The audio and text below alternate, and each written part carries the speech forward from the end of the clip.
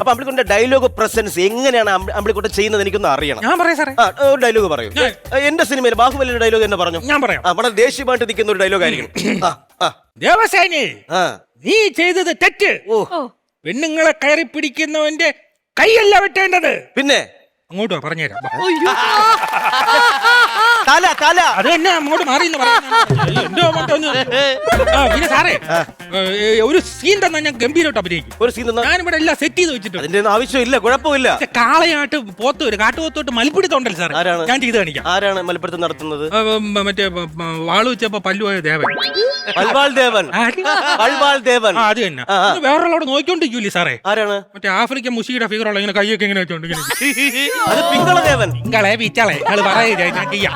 അതൊന്നും ആവശ്യമില്ല അമ്പിളിക്കുട്ടൻ, അതൊന്നും വേണ്ട. നമ്മള് കുഴപ്പമില്ല, അതൊക്കെ നമുക്ക് ഞാൻ ചെയ്ത് കാണിക്കാം സാർ. ഞാൻ എല്ലാം സെറ്റ് ചെയ്ത് വെച്ചിട്ടുണ്ട്. ആ സീൻ ഇട്ടോട് സാറിന്. വേണ്ട, ഇതെല്ലാം ഞാൻ സെറ്റ് ചെയ്ത് വെച്ചിട്ടുണ്ട്. ഒരു മ്യൂസിക് കൊടുക്കൂ പ്ലീസ്.